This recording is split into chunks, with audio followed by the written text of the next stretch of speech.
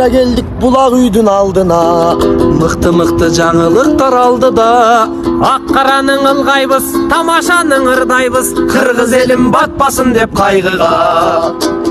Gün жылыды birinci may жай болду. Ушул жума кызыктарга бай болду.